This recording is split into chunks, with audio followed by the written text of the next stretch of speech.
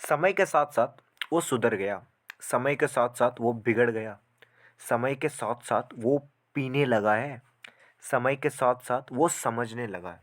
तो इन हिंदी सेंटेंसेस को कैसे आप इजीली इंग्लिश में ट्रांसलेट कर सकते हो, ये जानने के लिए आपको वीडियो को लास्ट तक देखना है। और अभी तक अगर आपने मेरे चैनल को सब्सक्राइब नहीं किया है, so please subscribe to my channel. So let's start the video. तो इन हिंदी सेंटेंसेस को एक्सप्रेस करने के लिए जो फ्रेज़ का यूज़ किया जाता है वो है ओवर टाइम। ठीक है, तो आप सिंपली ओवर टाइम का यूज़ कर सकते हो, उसके बाद एक सेंटेंस, या फिर सेंटेंस पहले यूज़ करो उसके बाद ओवर टाइम का यूज़ कर लो। It depends on you. ठीक है, और इसकी हिंदी क्या होती है, समय के साथ साथ। और इसके ऑल्टरनेटिव्स क्या क्या है, यानी आप इसकी जगह पे ओवर टाइम की जगह कौन कौन से फ्रेजेस का यूज़ कर सकते हो इंटरचेंजेबली। आप इसकी जगह पे सिंपली कह सकते हो along the way, with time. अब ओवर टाइम की जगह पे विद टाइम का भी यूज़ कर सकते हो, अलोंग द वे का भी यूज़ कर सकते हो, with the passage of time का भी यूज़ कर सकते हो, या फिर आप ऐसे भी कह सकते हो एज टाइम मूव्स या फिर गोज़ ऑन। ठीक है, तो आप इन ऑल्टरनेटिव्स का यूज़ कर सकते हो ओवर टाइम की जगह इंटरचेंजेबली। ठीक है, लेकिन मैं कहूँगा कि आप ओवर टाइम का यूज़ करना, क्योंकि over time is really common, बहुत ज़्यादा कॉमनली यूज़ किया जाता है, तो ओवर टाइम का ज़रूर यूज़ करना, लेकिन आपको ऑल्टरनेटिव्स पता होने चाहिए। ठीक है, अगर आप नेचुरल साउंड करना चाहते हो, एकदम फ्लुएंट साउंड करना चाहते हो इन इंग्लिश, फ्लुएंट बनना चाहते हो, तो क्योंकि जब आपको पता होते हैं ऑल्टरनेटिव्स तो आप स्टक नहीं करते वाइल स्पीकिंग इंग्लिश। ठीक है, सो let's have a look at the context, उसके बाद कुछ एग्जाम्पल सेंटेंसेस। सो हिंदी सेंटेंस से तो कॉन्टेक्स्ट क्लियर था, लेकिन फिर भी मैं आपको इंग्लिश में समझाने की कोशिश करता हूँ ताकि कुछ अच्छे वर्ड्स आपको मिल जाए। ठीक है, कम से कम लिसनिंग प्रैक्टिस थोड़ी सी भी हो सके, है ना। The phrase over time is used to describe changes और इवेंट्स दैट हैपन ग्रेजुअली, है ना। जो ग्रेजुअली होता है, एज टाइम पासिस, जैसे जैसे समय बीतता है, as time passes it indicates that something has evolved, कुछ इवॉल्व हुआ है, या फिर something has progressed in a particular way, often over an extended period, over an extended period. So let's have a look at some examples so that context अच्छे से clear हो जाए, आपको इसका यूसेज भी अच्छे से पता चल जाए, आप भी इसका यूज़ करना शुरू कर दो in your daily English conversations. So let's have a look at them. पहला एग्जाम्पल है, समय के साथ साथ उनका दिमाग भी थोड़ा और तेज हो गया है, थोड़ा और तेज हो गया है, पहले इतना तेज नहीं था, थोड़ा और तेज हो गया है। ठीक है, ओवर टाइम, पहले तो तेज था शायद, हाँ पहले तेज था लेकिन थोड़ा और हो गया है। Over time his mind has become sharper, over time या फिर with time his mind has become sharper, थोड़ा शार्पर हो गया है, पहले से ज़्यादा थोड़ा सा sharper.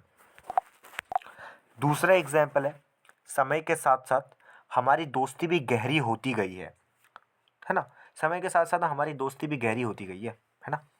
Over time are friendship has depend, depend मतलब गहरी होना, गहरा होता जाना, तो are friendship has depend over time. अब तो आप ओवर टाइम को at the end of the sentence भी यूज़ कर सकते हो इंटरचेंजेबल, कोई दिक्कत नहीं है, आराम से यूज़ कर लेना। तीसरा एग्जाम्पल है, समय के साथ साथ उनके काम करने का तरीका भी सुधर गया है, काम करने का जो तरीका है ना वो भी सुधरा है। Over time his way of working has improved, his way of working has improved over time।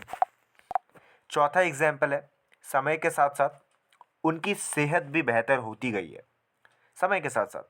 Over time his health has gotten better, his health has gotten better या फिर became better, become better। पांचवा example है, समय के साथ साथ उन्होंने अपने दुखों को भूलना सीख लिया है, अपने दुखों को भूलना सीख लिया है। ठीक है, over time he has learned, he has learned to forget his sorrows, he has learn to forget his sorrows. छठा एग्जाम्पल है, समय के साथ साथ उनका शौक भी बदलता गया है। Over time his hobbies have changed, over time his hobbies have changed. सातवां एग्जाम्पल है, समय के साथ साथ सब कुछ अपने आप ठीक हो जाता है, समय के साथ साथ, है ना, जैसे जैसे समय बीतता है, एज टाइम पासिस बाय, जैसे जैसे समय पास होता है, समय बीतता है, सब कुछ ठीक हो जाता है। ओवर टाइम या फिर with time everything becomes okay on its own मतलब खुद ब खुद। तो ये भी आप याद कर सकते हो, ऑन इट्स ओन मतलब खुद ब खुद, जैसे ही खुद ब खुद सही हो जाएगा, this will be fine on its own, या this will work on its own. 8वां एग्जाम्पल है, समय के साथ साथ हमारे रिश्ते में भी और मजबूती आई है। बिल्कुल, over time, you all are my subscribers, so over time our relationship has become stronger with you all, ठीक है। so our relationship has become stronger। नवा एग्जाम्पल है, समय के साथ साथ उनका काम और बेहतर होता गया है। समय के साथ साथ over time his work has improved even more. Over time his work has improved even more, थोड़ा सा ज़्यादा बेहतर होता गया है, उनका काम और बेहतर होता गया है, ठीक है। 10वां और आखिरी एग्जाम्पल सेंटेंस आपकी प्रैक्टिस के लिए नहीं है, मैं बनाता हूँ, आप एक अपने से बना लेना एक सेंटेंस, ठीक है। इसका यूज़ करके आप खुद से बना लेना, ठीक है, प्रैक्टिस के लिए।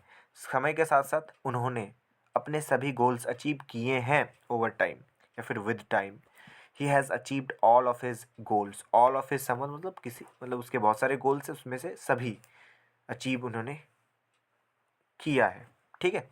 सो आई होप आपको वीडियो पसंद आई है। अगर आपको वीडियो पसंद आई है, so what are you waiting for guys, please subscribe to my channel. अगर आपको वीडियो पसंद आए तो वीडियो को लाइक ज़रूर करना, अपने फ्रेंड्स के साथ ये वीडियो शेयर करना, ताकि वो भी सीख सके एडवांस इंग्लिश स्ट्रक्चर्स और इंग्लिश में फ्लुएंट बन सके। और एक प्यारा सा कॉमेंट तो कर ही देना यार, ये तो बिल्कुल it goes without saying. Please comment on this video, and thank you so much for watching the video. I really hope कि आपको वीडियो पसंद आई है and you enjoyed it no end।